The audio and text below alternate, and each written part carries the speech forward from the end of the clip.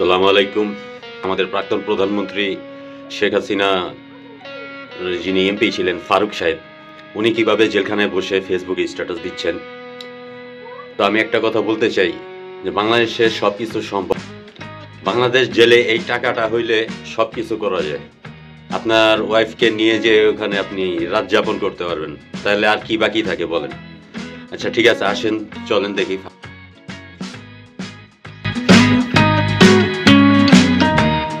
মানে উনি জেলে আছেন, জেলে থেকে তিনি একটা স্ট্যাটাস দিয়েছেন, অন্তত অ্যাপারেন্টলি সেটা মনে হয়, কারণ তার ভেরিফাইড অ্যাকাউন্ট থেকে স্ট্যাটাসটি দেওয়া হয়েছে। তিনি কি বলেছেন একটু দেখি, এবং এটা নিয়ে আসলে আমরা কি বুঝবো এবং কি করা উচিত সেটা নিয়ে কথা বলতে চাই। সেই স্ট্যাটাসে লেখা হয়েছে এরকম: অনেক চেষ্টা করে অনলাইনে এসেছি, জেলের চার দেয়াল আমাদের নিজ সত্তার সামনে দাঁড় করায়। অনেক কিছু বলতে চাই কিন্তু এখন সবই বলতে পারছি না। এতটুকু বলবো, শেখ হাসিনাকে নেত্রী মেনেছিলাম, কিন্তু আজকে তার হঠকারিতার জন্য আমাদের দলের এই পরিণতি। দলের নেতৃত্বে পরিবর্তন এবং সর্বস্তরে শুদ্ধি অভিযান ব্যতীত কোনো ধরনের রাজনীতিতে ফেরা উচিত হবে না। শেখ হাসিনার আওয়ামী লীগ আর চাই না, বঙ্গবন্ধুর আওয়ামী লীগ ফেরত চাই। জয় বাংলা, জয় বঙ্গবন্ধু। আমি আবার একটু পড়ি। অনেক চেষ্টা করে অনলাইনে এসেছি, জেলের চার দেয়াল আমাদের নিজ সত্তার সামনে দাঁড় করায়। মানে ওনার এক ধরনের বোধোদয় হয়েছে। আবারও বলছি, এইটা নিয়ে অনেক আলোচনা হবে, কিন্তু বক্তব্যটা এরকম। এখানে মানে এই বক্তব্যটার মধ্যে এই জিনিসগুলো আছে। অনেক কিছু বলতে চাই কিন্তু এখনই সব বলতে পারছি না। এতটুকুই বলবো, শেখ হাসিনাকে নেত্রী মেনেছিলাম, কিন্তু আজকে তার হঠকারিতার জন্য আমাদের দলের এই পরিণতি। কথাগুলো খুবই সঠিক, খুবই খাঁটি কথা। দলের নেতৃত্বে পরিবর্তন এবং সর্বস্তরে শুদ্ধি অভিযান ব্যতীত কোনো ধরনের রাজনীতিতে ফেরা উচিত হবে না। Very true. শেখ হাসিনার আওয়ামী লীগ আর চাই না, বঙ্গবন্ধুর আওয়ামী লীগ ফেরত চাই। জয় বাংলা, জয় বঙ্গবন্ধু। মানে বঙ্গবন্ধুর আওয়ামী লীগ ফেরত ছিল, বঙ্গবন্ধু তাদের বঙ্গবন্ধু শেষ পর্যন্ত তার নিজের দলকে নিজের হাতে ধ্বংস করে শেষ করে বাকশাল তৈরি করেছিলেন।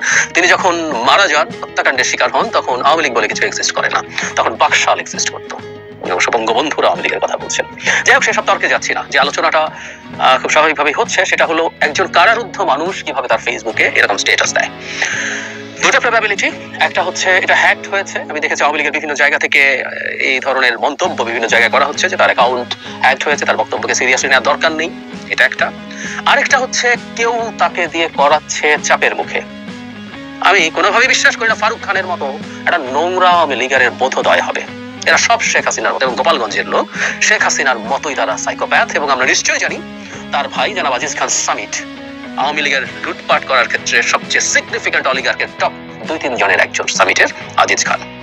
সোনার বোধোদয় হয়েছে ওনাকে বুঝিয়ে শুনিয়ে ফোন দেওয়ার জন্য স্ট্যাটাস দিয়েছেন।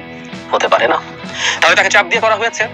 তার কাছ থেকে তার অ্যাকাউন্টের ইনফরমেশন নিয়ে চাপ দিয়ে কেউ না কেউ এই কাজটা করিয়েছে, সেই সম্ভাবনাও আছে। দুটোর একটা, হ্যাক হওয়া বা কেউ চাপ দিয়ে করিয়েছে। যদি হ্যাক হওয়া থেকে এটা হয় তাহলে কিছু বলার নেই, সেটা নিয়ে আমাদের গুরুত্ব বা পাত্তা দেওয়ার কিছু নেই। কিন্তু তাকে চাপ দিয়ে এই ধরনের কোনো কাজ যদি করার চেষ্টা করা হয়, এটাকে আমরা খুব সিরিয়াসলি প্রতিবাদ করব। প্রতিবাদ এই কারণে করব, এসব করে আসলে কিছু অর্জন করা যায় না। চাপ দিয়ে নানা রকম কথা বলানো যেতে পারে, বলতে বাধ্য করা যেতে পারে, যেহেতু সময় এখন তাদের পক্ষে না, তারা এখন নানা কিছু করার চেষ্টা করতে পারে, কিন্তু এগুলো করে আসলে দিনের শেষে খুব বেশি অর্জন হবে না। এই ঘটনাটা দেখে আমার মুহূর্তেই মনে পড়লো আমাদের 6 সমন্বয়ককে বৈষম্যবিরোধী ছাত্র আন্দোলনের সময় ডিবি হারুন যেমন ধরে নিয়ে গিয়েছিল এবং সেখান থেকে একটা স্টেটমেন্ট দেওয়ানো পড়ানো হয়েছিল। তখন আমরা ওখানে হাসাহাসি করেছিলাম যে আপনি আপনার কাস্টাডিতে রেখে কাউকে যে স্টেটমেন্ট দেওয়াচ্ছেন, এতে হিতে বিপরীত হয়েছে, লাভ কিছু হয়নি বরং ক্ষতি হয়েছে। এটা কিভাবে নেওয়া হয়েছে, কি হয়েছে, এটা প্রত্যেকে জানে। ওই স্টেটমেন্টকে আমরা কেউ ন্যূনতম পাত্তা দিইনি। হয়েছে তো, এই যে হাসনাত, সার্জিস, নাহিদ, আসিফ, এরা সবাই ছিলেন, তাবাসসুম আরেকজন, মানে 6 জন ছিলেন। তো এটাকে আমরা কেউ তো পাত্তা দেই নাই।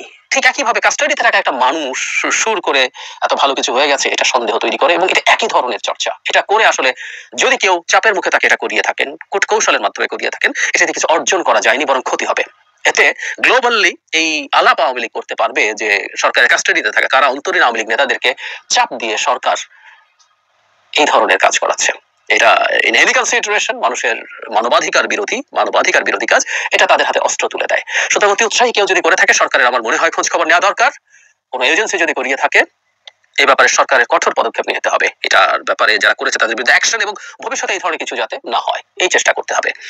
আওয়ামী লীগ যদি মনে করে, আওয়ামী লীগের অন্য মানুষজন তারা যদি স্পন্টেনিয়াসলি মনে করে, আবারও বলেছি এই স্টেটমেন্টের মধ্যে নিশ্চিতভাবে কিছু গুরুত্বপূর্ণ কথা আছে। শেখ হাসিনার নেতৃত্বই এই দলটা ধ্বংস ডেকে এনেছে, অসংখ্য মানুষকে বিপদের মুখে ঠেলেছে এবং ফলে দেশটাকে শেষ করে দিয়েছে শেখ হাসিনা। এই দানবটা আমাদের এখানে রাষ্ট্র ক্ষমতায় থাকার কারণে এগুলো সত্য। সুতরাং তাকে বাদ দিয়ে নতুন নেতৃত্বের মাধ্যমেই আওয়ামী লীগ পুনর্গঠিত হতে পারে, এই কথাগুলো একেবারেই সঠিক, যদি আওয়ামী লীগ নামে রাজনীতি করার সুযোগ এই দেশের জনগণ রাখার ব্যাপারে সিদ্ধান্ত নেয়। এগুলো সব ঠিক আছে, এগুলো যদি হয় এগুলো স্পন্টেনিয়াসলি হতে হবে। এরকম কাস্টাডিতে থাকা কাউকে দিয়ে এই ধরনের মন্তব্য করানো হলে না আমাদের ডিবি হারুনের 6 সমন্বয়কের গল্পটাই মাথায় আসে। প্লিজ এসব হঠকারী সিদ্ধান্ত কোনোভাবেই যেন করা না হয়, এবং যারা করবে তাদের বিরুদ্ধে সরকার যেন ব্যবস্থা নেয়। ভাইয়ের এই কথাটা আমার কেন জানি খুবই প্রাসঙ্গিক মনে হয়েছে। ঠিক আছে, দেখেন কি বলে। হাসিনা এই দানবটা আমাদের এখানে রাষ্ট্র ক্ষমতায় থাকার কারণে এগুলো সত্য, সুতরাং তাকে বাদ দিয়ে নতুন নেতৃত্বের মাধ্যমেই আওয়ামী লীগ পুনর্গঠিত হতে পারে, এই কথাগুলো একেবারেই সঠিক। যদি আওয়ামী লীগ নামে রাজনীতি করার সুযোগ এই দেশের জনগণ রাখার ব্যাপারে সিদ্ধান্ত নেয়।